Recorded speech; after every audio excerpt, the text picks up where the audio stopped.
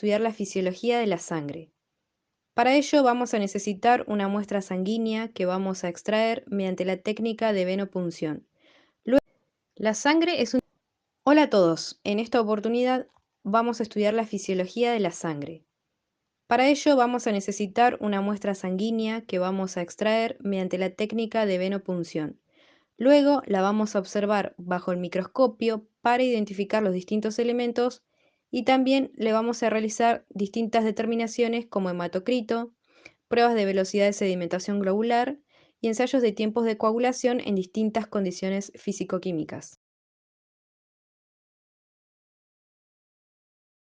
La sangre es un tejido conectivo especializado cuya función es actuar como un medio de transporte dentro del organismo para la liberación y captación de sustancias. Está conformada por dos fracciones. Por un lado tenemos a los elementos formes, que constituyen el 45% de la sangre y representan la fracción celular de este tejido. Son tres tipos de elementos: los eritrocitos, los leucocitos y los trombocitos. Por otro lado, tenemos al plasma, que constituye el 55% de la sangre y es la fracción líquida, donde están suspendidos los elementos formes. Es decir, el plasma se puede considerar como la matriz extracelular del tejido sanguíneo. Está formado por un 90% de agua y un 10% de solutos. Los materiales necesarios para realizar una extracción de sangre son un torniquete, aguja hipodérmica con un calibre de 20G o 21G. Hay que tener en cuenta que a mayor numeración la aguja es más fina. Una jeringa, algodón, alcohol etílico de 70 grados, apósito. La punción se realiza en alguna de las venas del pliegue interno del brazo y el procedimiento es el siguiente.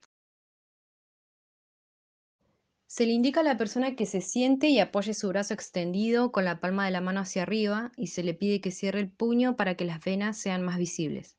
Se selecciona la vena y se desinfecta el área con un algodón embebido en alcohol, haciendo un movimiento circular hacia afuera. Se coloca el torniquete, se posiciona la aguja con el bisel de la punta hacia arriba y en un ángulo de unos 15 grados se punza la vena. No es necesario hacerlo en profundidad.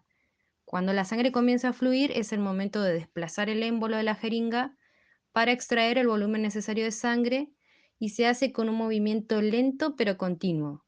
Antes de retirar la aguja, se le pide a la persona que abra la mano, se retira el torniquete y se coloca un algodón seco sobre la punción para finalmente retirar la aguja. Se le pide a la persona que sostenga el algodón unos segundos, tiempo que puede ser usado para llenar los tubos con los cuales se van a realizar las distintas determinaciones. Luego se reemplaza el algodón por un apósito. La velocidad de sedimentación globular se expresa como la distancia en milímetros que recorren los hematíes al sedimentar por unidad de tiempo, en general 1 hora. Es un parámetro de gran utilidad en el diagnóstico médico, ya que sus variaciones son indicativas de determinados procesos patológicos, pudiendo estar aumentada en casos como infecciones, artritis y disminuida en otros como por ejemplo hiperglucemia, policitemias, etc. Los glóbulos rojos presentes en la sangre poseen una mayor densidad frente a la del plasma, por lo tanto, si extraemos sangre y la colocamos dentro de un tubo de ensayo sin movimiento ni calor, esta diferencia de densidad y además la fuerza de gravedad hacen que los glóbulos rojos sedimenten en el fondo del tubo dejando una capa de suero por encima. En condiciones normales en el interior del organismo, los hematíes presentan una carga eléctrica negativa que se denomina potencial Z en su membrana, que origina una repulsión entre ellos y una constante suspensión de los mismos en sangre. Cuando estas condiciones de carga se alteran, aparece la precipitación de los mismos. La velocidad de sedimentación globular se divide en 3 fases. La primera fase es la agregación de los hematíes, que para que esto se produzca deben aparecer cambios que alteren la estructura de los glóbulos rojos, especialmente cambios en sus proteínas plasmáticas que permiten el acercamiento y la adherencia de unos con otros. Los glóbulos adoptan la formación de pilas de moneda, formando columnas. Esta primera fase dura aproximadamente 10 minutos. La segunda fase es la de sedimentación, donde una vez adheridos los glóbulos rojos caen precipitados hacia el fondo del tubo de ensayo. Esta fase dura aproximadamente 45 minutos y la velocidad de precipitación es constante. La tercera fase es la fase de concentración, donde se producen los depósitos de los eritrocitos y dura el resto del periodo. Procedimiento de los ensayos. Primero se determinó la velocidad de sedimentación globular, donde se siguieron los siguientes pasos. Se introdujo uno de los tubos de Westergren en la copa hasta que la muestra llegó a la marca superior. Colocamos en un soporte especial con la parte inferior firmemente apoyada sobre la base del soporte, quedando el tubo en una posición exactamente vertical. Al cabo de una hora examinamos el nivel alcanzado por el frente que separa el plasma del resto de la sangre y anotamos los valores obtenidos.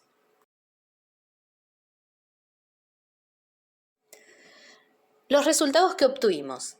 El tubo que se encontraba en posición vertical disminuyó su volumen 27 milímetros en una hora. El que se encontraba a 45 grados disminuyó 79 milímetros.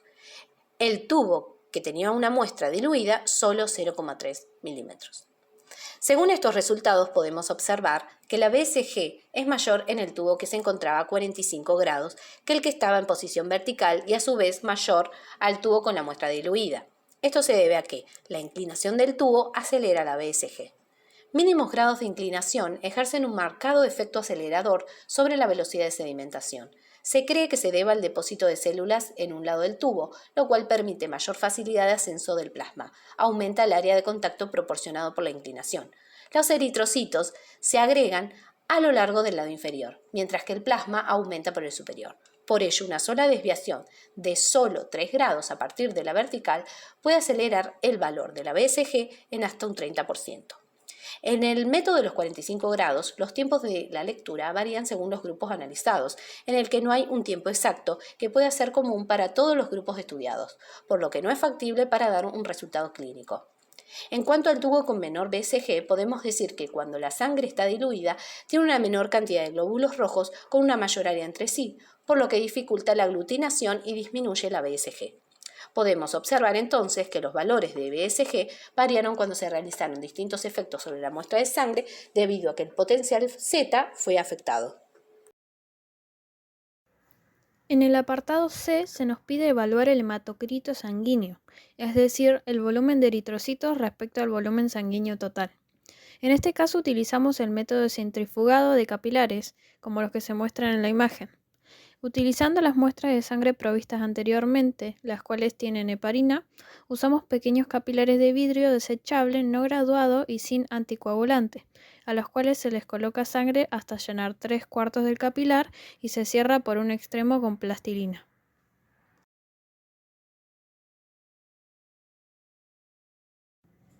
Procedemos a colocar los capilares en la centrífuga de microhematocrito.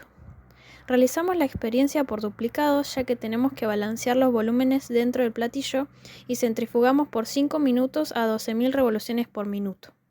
Al retirar los capilares podemos observar cómo se han separado los elementos formes de la sangre y el plasma.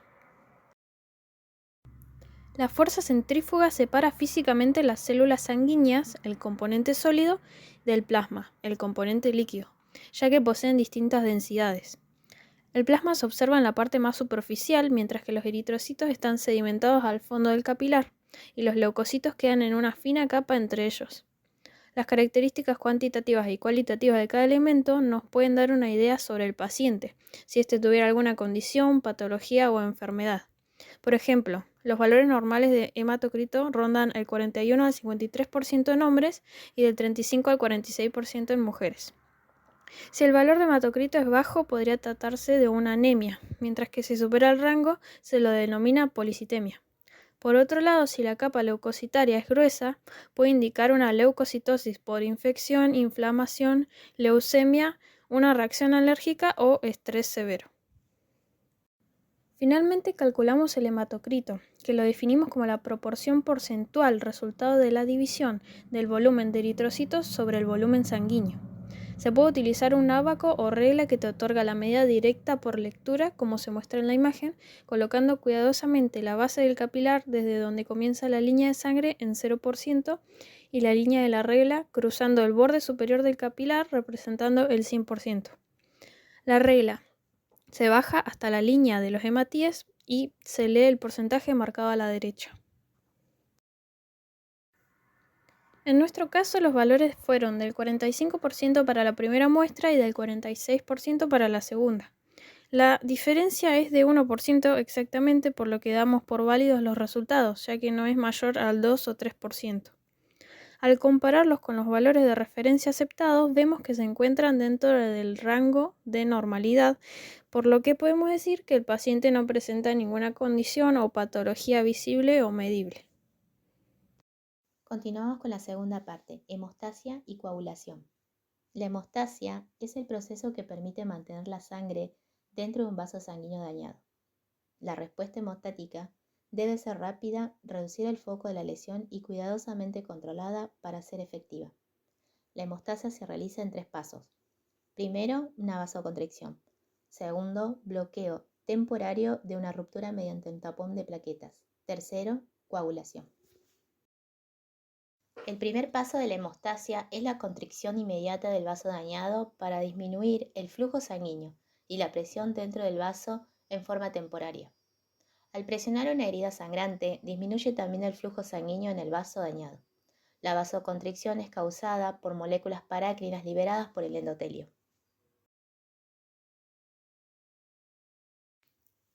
Tercer paso de la hemostasia. La coagulación se divide en 2 vías que luego se unificarán. La vía extrínseca. Comienza cuando los tejidos dañados exponen al factor tisular, llamado también tromboplastina tisular o factor 3. La vía extrínseca se denomina también vía del factor tisular. El factor tisular activa el factor 7 que comienza con la vía extrínseca. Vía intrínseca. Comienza cuando el daño al tejido expone al colágeno. Por este motivo, la vía intrínseca también se denomina vía de activación por contacto.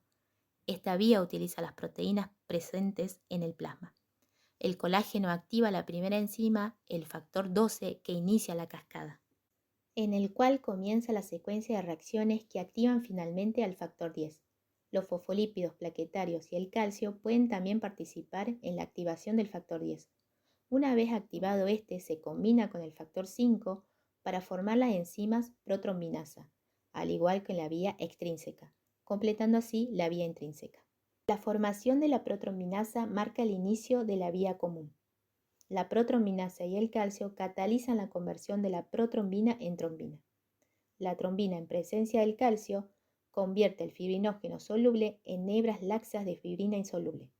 La trombina también activa el factor 13, que es el factor estabilizador de la fibrina, que refuerza y estabiliza la trama de fibrina en un coágulo resistente. Siguiendo las indicaciones y con supervisión, se extrajeron 5 mililitros de sangre venosa de una compañera. Se virtió 1 mililitro de sangre en cada tubo y se incubaron según el cuadro. Se inclinaron los tubos hasta que se dejó de mover la sangre y se tomaron los tiempos de coagulación. En el tubo 1 podemos ver el tiempo de coagulación de la sangre habitual dado los factores sanguíneos y lo tomamos como referencia. El resto de los tubos tenían EDTA como anticoagulante y cloruro de calcio como reactivo. El EDTA es un agente quelante, por lo que en un tubo con solo sangre, esta no coagularía. Pero al agregarle más calcio del que ya tiene la sangre, saturamos el sistema EDTA y la sangre coagula igual, pero de manera tardía. A los tubos 2, 3 y 4 se le sumó otro factor condicionante como la temperatura, y se comparó el tiempo en el que estos coagulaban. Como podemos ver, el tubo a temperatura ambiente, temperatura distinta a la fisiológica, se activó la coagulación más rápido, debido a que es una situación equivalente a la extravasación de la sangre o hemorragia. A 37, la muestra está a temperatura fisiológica, es decir, en la misma temperatura que estaría si se encontrara circulando en el organismo, por lo que la tendencia a la coagulación es menor. A temperaturas bajas no hay coagulación. Esto se debe a que las enzimas de la cascada de coagulación se encuentran inactivadas por no encontrarse dentro del rango óptimo de temperatura requerido para llevar a cabo su acción fisiológica.